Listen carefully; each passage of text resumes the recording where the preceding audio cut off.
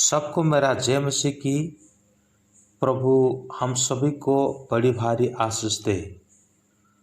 परमेश्वर उसका अच्छाई, करुणा और दया हमारे बीच में दिखाया और हमें दिया। इसलिए बाइबल कहता है कि हर सुबह उसका दया हमारे लिए नयापन लेकर के आता है। वो हमेशा से हमारा देखभाल करता आया है। प्रभु का नाम का धन्यवाद हो। वो दिन प्रतिदिन, महीना पे महीना, हर पल पल से हमारा देख रेख करता है। इसमें हमें घमंड करने की कोई ज़रूरत नहीं, क्योंकि आज हम जो उसकी दया और अनुग्रह से ही हैं। आज हम प्रभु के वचन से देखेंगे कि एक मसीह दर्शन किस प्रकार होनी चाहिए, एक मसीह का अंदर क्या दर्शन होना चाहिए और उसका क्या उद्देश्य होना चाहिए। उसके उपलक्ष्य में मैं आप लोग के सामने 4 विशेष बिंदुओं को रखना चाहूँगा। और सबसे पहला बिंदु है कि ईश्वर के दर्शन, यानी परमेश्वर के दर्शन। तो इसको पुष्टि करने के लिए मैं आप लोग के सामने एक रेफरेंस को रख रहा हूँ, जो यशायाह नबी की किताब, उसका 6वां अध्याय 1 से लेकर के 5वां वचन तक तो मैं पढ़ रहा हूँ। और कृपया करके आप सभी बड़े ध्यानपूर्वक अपनी बाइबल को देखें, और यदि आपके पास बाइबल नहीं है तो बड़े ध्यानपूर्वक आप उस बात को सुन भी लें। जिस वर्ष उजिया राजा मरा, मैंने प्रभु को बहुत ही ऊंचे सिंहासन पर विराजमान देखा, और उसके वस्त्र के घेरे से मंदिर भर गया। उससे ऊंचे सराब दिखाई दिए। उसके 6 पंख थे। 2 पंख से वे अपने मुंह को ढांपे थे, और 2 से अपने पांवों को, और 2 से उड़ रहे थे। वे एक दूसरे से पुकार पुकार कर कह रहे थे, सेनाओं का यहोवा पवित्र पवित्र पवित्र है। सारे पृथ्वी उसके तेज से भरपूर है। और पुकारने वाले के शब्द से देवड़ियों की नींवें डोल उठी, और भवन धुएं से भर गया। तब मैंने कहा, हाय हाय, मैं नष्ट हुआ, क्योंकि मैं अशुद्ध होठ वाला मनुष्य हूँ, और अशुद्ध होठ वाले मनुष्य के बीच में रहता हूँ। क्योंकि मैंने सेनाओं के यहोवा महाराजाधिराजन को अपने आँखों से देखा है। हम यहाँ पे देखते हैं यशायाह नबी के जीवन में ये एक पहला दर्शन होता है। यद्यपि परमेश्वर ने उसको बुलाया था, यद्यपि वो एक भविष्यवक्ता के रूप में परमेश्वर की सेवकाई कर रहे थे, और यद्यपि ये उजिया राजा के जो प्रांगण है, यानी उजिया राजा के घराना में ही वो रहते थे, लेकिन पहले उस प्रकार का दर्शन उनके जीवन में कभी नहीं हुआ था। ये जो दृश्य है उजिया राजा के मरने के बाद की बात है, और हो सकता है वो सोच रहे थे कि राजा जीवित है, लेकिन राजा जीवित नहीं है, बल्कि उसकी जगह पर वो स्वयं परमेश्वर को ही दर्शन प्राप्त कर रहे हैं। और तब वो कहता है कि मैं परमेश्वर को एक ऊंचे सिंहासन पर बैठा हुआ मैंने देखा। उसने पहली बार परमेश्वर का दर्शन को प्राप्त किया, और दर्शन को प्राप्त करने के बाद उसने देखा कि वाकई और परमेश्वर कैसा है, वास्तव में परमेश्वर कितना प्रतापी है। और साथ ही साथ वो इस बात को भी देख रहे थे कि शराबगण जो है वो कह रहे थे कि सेनाधिपति सदाप्रभु परमेश्वर जो है पवित्र है, पवित्र है, पवित्र है। इस दर्शन को देखने के बाद यशायाह नबी कहता है कि हाय हाय, मैं विनाश हुआ। लेकिन उससे पहले उसने इस प्रकार का शब्द को कभी भी इस्तेमाल नहीं किया था। प्रिय भाई और बहनों, मैं यही कहना चाहता हूँ आप लोग के बीच में कि जब तक एशिया नबी परमेश्वर को दर्शन नहीं किया था और तब तक वो अपने बारे में भली भांति जानकारी नहीं रख पाता था। लेकिन देखिए अब वो कहता है कि मैं अशुद्ध व्यक्ति हूँ और मैं अशुद्ध व्यक्ति, अशुद्ध होठ वाले जो मनुष्य है उनके बीच में रहता हूँ। इनके बीच में रहने के बावजूद भी उन्होंने कभी भी ऐसा कोई दर्शन को प्राप्त नहीं किया था, पर दर्शन को प्राप्त करने के बाद अपने प्रति उनका नज़रिया बदल जाता है। तो इसीलिए मैं यही कहना चाहूँगा कि हम सभी के जीवन में एक बार तो परमेश्वर का दर्शन होना अनिवार्य है। हमें इस बात को जानना जरूरी है कि हमारा परमेश्वर कौन है।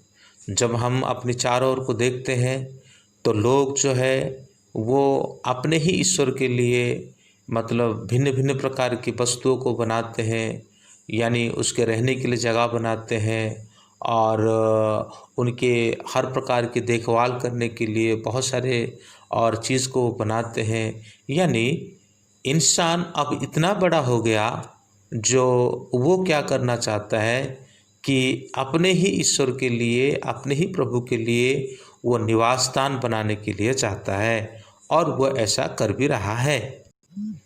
क्या इंसान इतना बड़ा हो गया जो वो ईश्वर को ही मतलब देखभाल कर पाएगा, ईश्वर को ही बसा पाएगा? हकीकत ये बात नहीं है। ये लोग तो है प्रतिमाओं के द्वारा, मूर्तियों के द्वारा, मरे हुए लोगों के द्वारा ये लोग ईश्वर को ढूंढने को प्रयास करते हैं। लेकिन यहाँ पे यशायाह नबी देखता है कि परमेश्वर जो है वो ऊंचे सिंहासन पर बैठा हुआ था, यानी परमेश्वर था और परमेश्वर है। ऐसे बहुत से राजा आए, बहुत से महापुरुष आए और वो चले गए, लेकिन परमेश्वर तब भी था और परमेश्वर आज भी है। हम अपने चारों ओर देखते हैं कि लोग तो मरे हुए को पूजने में लगे हैं, मरे हुए को सेवा करने में लगे हैं। पर यहाँ पे जब हम यशायाह नबी के बारे में देखते हैं तो यशायाह नबी जब वो परमेश्वर को उस उच्च सिंहासन में देखते हैं और उस पवित्र परमेश्वर को और पवित्र रूप में देखते हैं और उस जो दूतगण जो है, जो शराबगण के जो आवाज़ को उन्होंने सुना है और सुनने के बाद अपने प्रति और यशायाह नबी का नज़रिया बदल जाता है। इससे पहले और यशायाह नबी जो है वो अपने आप में और कुछ सोच रहा था, अपने आप में कुछ स्पेशल सोच रहा था और दूसरों का विचार किया करता था। लेकिन जब वो परमेश्वर को देखता है तो वो अपने जीवन के बारे में जान लेता है और भली भांति वो कौन है इस बात को पहचान लेता है। तभी तो वो कहता है कि हाय हाय, मैंने तो अशुद्ध होस्ट वाला मनुष्य हूँ।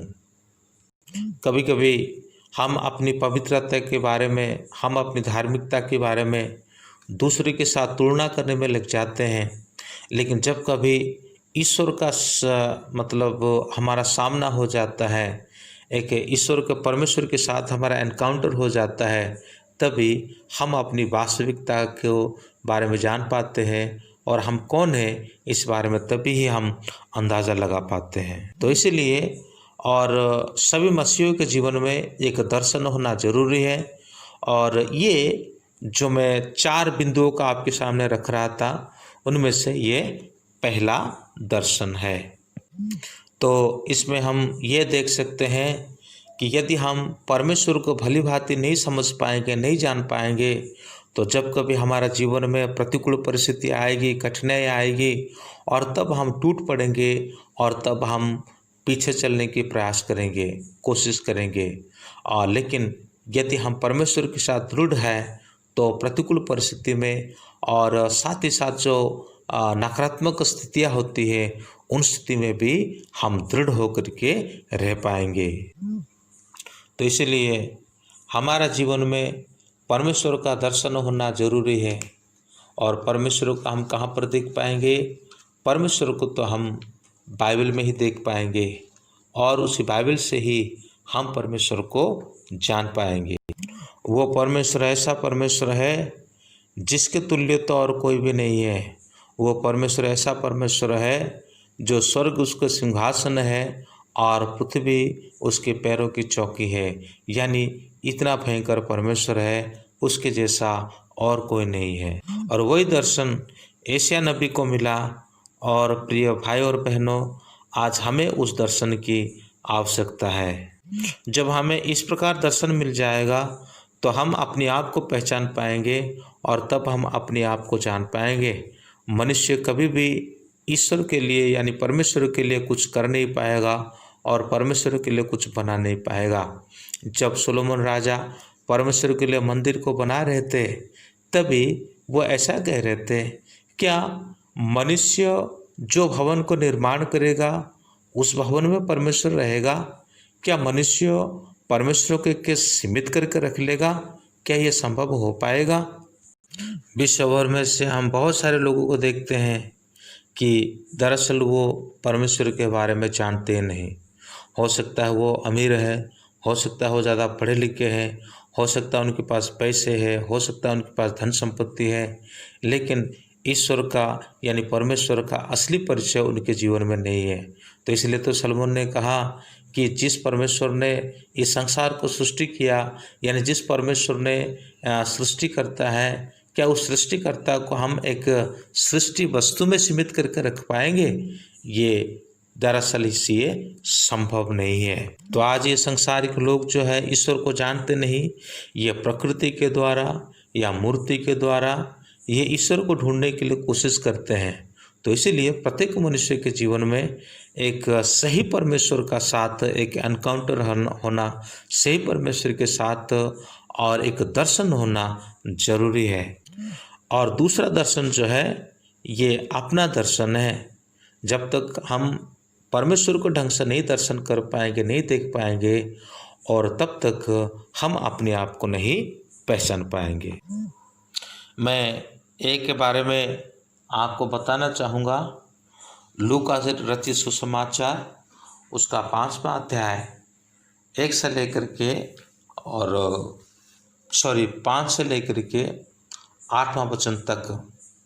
सिमोन ने उसको उत्तर दिया, हे स्वामी, हमने सारी रात मेहनत की और कुछ न पकड़ा, तो भी तेरे कहने से जाल डालूंगा। जब उन्होंने ऐसा किया तो बहुत मछलियाँ घेर लाए और उनके जाल फटने लगे।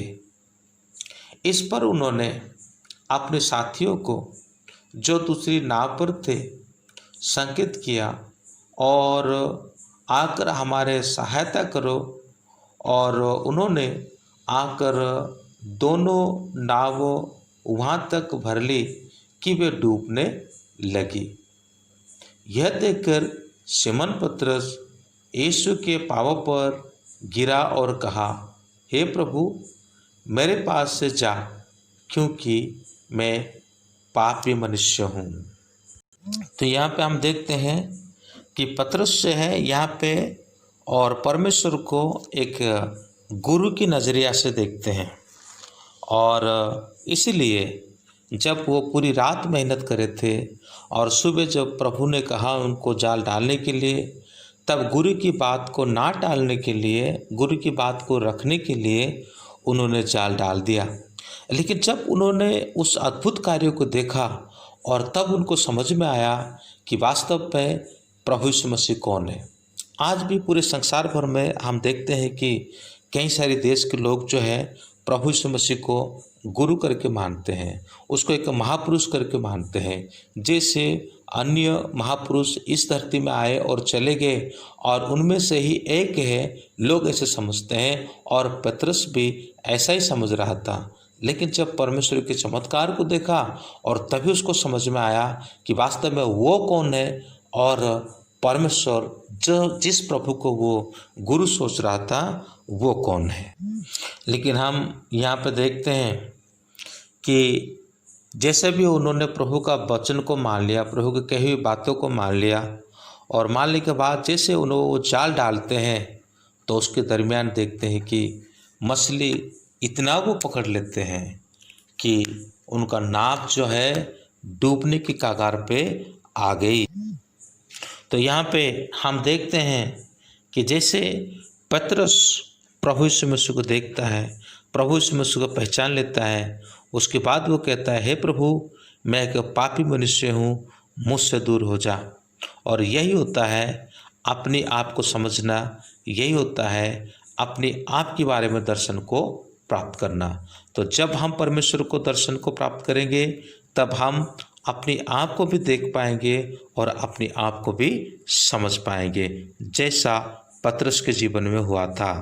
कभी कभी हम अपने आस पड़ोसी को और हम अपने रिश्तेदारों के साथ अपने आप को तुलना करने की कोशिश करते हैं और हम सोचने लगते हैं कि हम उनसे बेहतर है, कोई अच्छे हैं। लेकिन एक बार आपकी जो एनकाउंटर परमेश्वर के सामने हो जाए और तभी आप पहचान पाएंगे, आप जान पाएंगे कि वाकई आप कौन है। तो इसलिए आओ हम प्रभु यीशु मसीह का अनुयायी बने और उसके फॉलोअर बने, ताकि क्योंकि उनके पास ही कोई पाप नहीं है और उनके पास कोई दोष नहीं है, वो निर्दोष है। इसलिए प्रभु यीशु मसीह यही कहता है कि तुम मेरे से सीखो, मेरे पीछे पीछे आओ और मुझसे तुम ये सारे बातें सीख लो। इस अवसर में मैं और एक व्यक्ति के बारे में आप लोग के सामने कहना चाहूँगा। यदि संभव है तो आप अपनी बाइबल खोलें, जो आयुब की किताब उसका 42वां अध्याय और उसका कुछ पद हम 5 और 6 पद पढ़ेंगे। आयुब उसका 42वां अध्याय 5 और 6 वचन।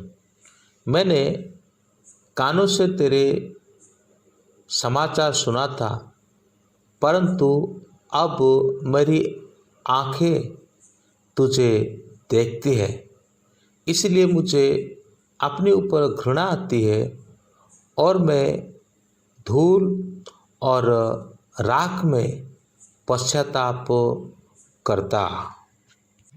परमेश्वर को देखने के बाद यही महसूस हमारे जीवन में आता है कि वास्तव में परमेश्वर को देखने के बाद हमारे जीवन में एक पश्चाताप करने का अवसर आता है और साथ ही साथ राख में धूल में बैठने का मतलब एक अवसर हमारे जीवन में आता है। मेरे प्यारे भाई और बहनों, जिसका परमेश्वर जैसा होगा उसका उपासना करने का, आराधना करने का शैली वैसा होगा।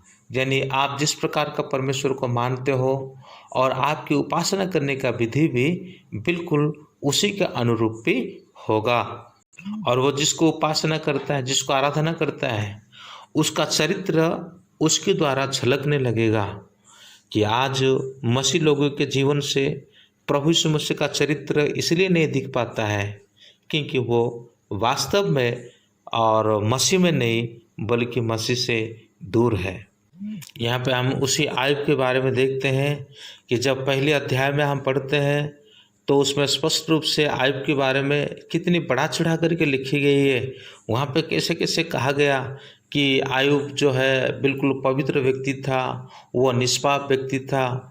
लेकिन यहाँ पर आयुब कहता है कि मैंने तो सिर्फ आपको सुना था आपके बारे में, लेकिन आज मैं आपको देख रहा हूँ और इसलिए मुझे अपने ऊपर घृणा आती है और मैं धूल और राख में पश्चाताप करता हूँ। तो इससे हम ये समझ सकते हैं कि परमेश्वर के दर्शन प्राप्त करने के बाद हमारा जीवन का जो दृष्टिकोण है ये संपूर्ण रूप से बदल जाएगा। और मसीह में तीसरी दर्शन इस प्रकार होनी चाहिए कि हम अपने चारों ओर का जो परिवेश है, ये वातावरण है, उसको भली भांति हमको देखना चाहिए और उसको भली भांति हमको समझना चाहिए। तो इसलिए हमें हमारा चारों ओर को देखनी चाहिए और हमारा चारों ओर जो लोग हैं उनको भली भांति हमें उनको देखना चाहिए। तो इसीलिए आओ हम अभी मत्ती रचित सुसमाचार उसका 9वां अध्याय 36 और 37 वचन हम पढ़ेंगे। तब उसने भीड़ को देखा तो उनको उन लोगों पर तरस आया, क्योंकि वे उन भेड़ों के समान जिसका कोई रखवाला ना हो, व्याकुल और भटके हुए से थे। तब उसने अपने चेलों से कहा, पक्के खेत तो बहुत हैं, पर मजदूर थोड़े हैं। इसलिए खेत के स्वामी से विनती करो कि वे अपने खेत काटने के लिए मजदूर भेजे। तो तीसरा दर्शन ये होता है कि हमारा चारों ओर का दर्शन, क्योंकि हमारा चारों ओर ऐसे बहुत सारे लोग हैं जो कि इन हालातों में है, मतलब बिना रखवाले के एक भेड़ के समान है।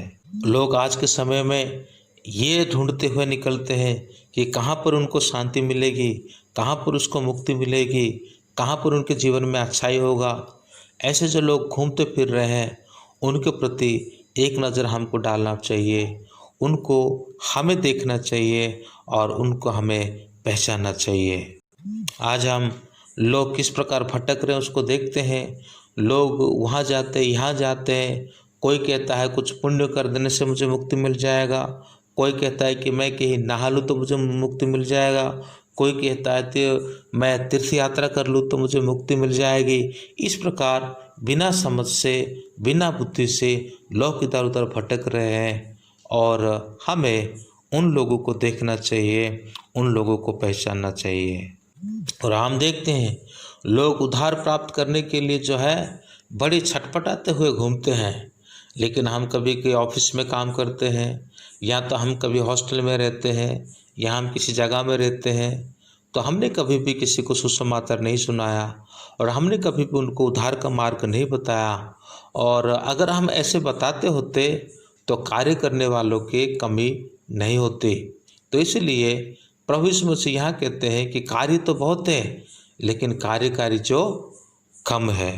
तो हमें इस बात को ध्यान होना चाहिए कि लोग आज जैसे उस मतलब चरवाहाहीन भेड़ की तरह घूम रहे हैं, लोग अपना सब कुछ दान दे रहे हैं, लोग अपना सब कुछ लुटा रहे हैं उस मुक्ति को प्राप्त करने के लिए।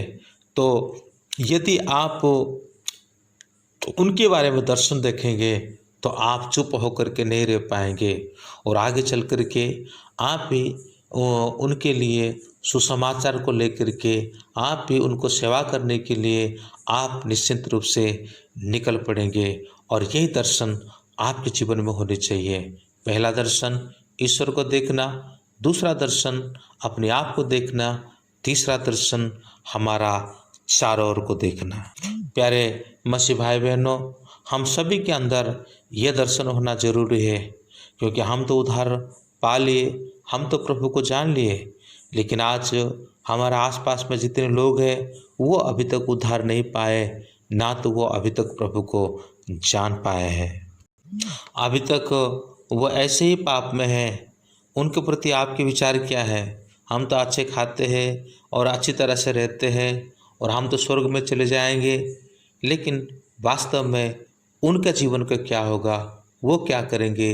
वो किस अवस्था में अपने जीवन को गुजारेंगे? तो आज सवाल ये उठता है कि हमने कभी उनके बारे में सोचा है कि जो मसीह से अलग जीवन यापन करते हैं? क्या हमने उसके बारे में सोचा है? क्या हमने कभी उनके उद्धार के बारे में सोचा है? क्या हमने कभी उनका जीवन के बारे में सोचा है? बिल्कुल, अगर नहीं सोचा है तो आज से सोचना चालू करें और आज से कुछ करना भी चालू करें। यदि इस तरह से समय रहा तो वो उद्धार को बिना प्राप्त किए हुए मरेंगे। आज हम जानते हैं कि लाखों लाखों लोग जो है दिन प्रतिदिन मसीह को ना जान करके मरते हैं। तो प्रियो, हमारा एक फर्ज है कि हम उनके लिए सोचें और हम उनको देखें। तो प्रियो, जैसे कि वे एक रखवाली के बिना जीवन जीते हैं, तो बड़ी दुर्दशा के साथ वो लोग जीवन जी रहे हैं। तो ऐसा है कि बोझ हमारे जीवन में होना चाहिए। उनके लिए परमेश्वर के सम्मुख में रोते हुए, विलाप करते हुए प्रार्थना करने का एक हृदय हमारे जीवन में होना चाहिए। खाली उतना ही नहीं, बल्कि हमें एक ठोस कदम उठानी चाहिए उनके जीवन को बदलने के लिए। हमें अपने जीवन के द्वारा हमें अपने वचन के द्वारा हमें परमेश्वर का दर्शन उन तक पहुंचाना जरूरी है। तो चौथी दर्शन इस प्रकार है, जो स्वर्गीय दर्शन है। प्रेरितों का काम उसका 26 और उसका 19वां वचन में ऐसा लिखा है, अतः हे राजा अग्रिप्पा, मैंने उस स्वर्गीय दर्शन की बात ना टाली। प्यारे भाई और बहनों, यहाँ पर पौल जैसा कहता है कि मेरे पास वो स्वर्गीय दर्शन है और इसलिए मैंने कभी भी अपने रास्ता को बदला नहीं, ना तो उसकी बात को टाली है। तो आज मसीह समाज में बहुत सारे लोग जो है पीछे चले जाते हैं और टूट जाते हैं और मसीह से अलग हो जाते हैं। उसका यही रीज़न है कि उनके पास उस स्वर्गीय दर्शन नहीं है। हम सिर्फ भौतिकता की ओर भागने के लिए कोशिश करते हैं, भौतिकता को प्राप्त करने के लिए कोशिश करते हैं, लेकिन एक बात जरूर याद रखें कि ये सारे जो भौतिकता की जो चीज़ है, एक दिन आएगा ये सभी आग से भस्म हो जाएगा।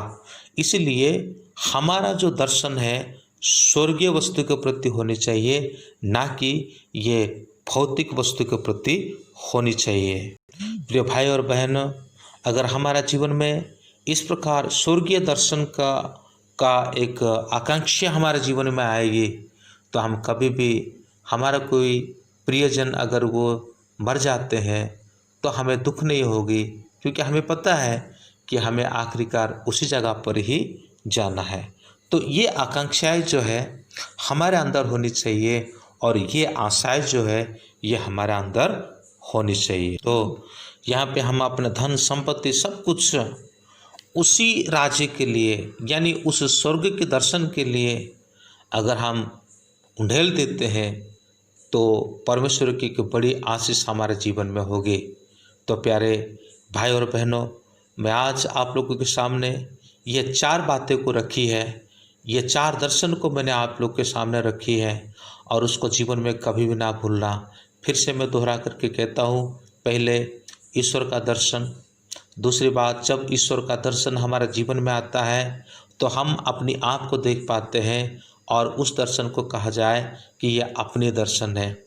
जब हम अपने आप को देख पाते हैं और अपने आप को देखने के बाद उसी में संतुष्ट होकर के नहीं रहेंगे, बल्कि हम अपने चारों ओर को देखेंगे, अपने आस पड़ोस को देखेंगे, हमारे आसपास के लोगों को देखेंगे और जैसे हम उनको देखेंगे और उनको देखने के बाद हम उनके लिए कुछ करने की कोशिश करेंगे।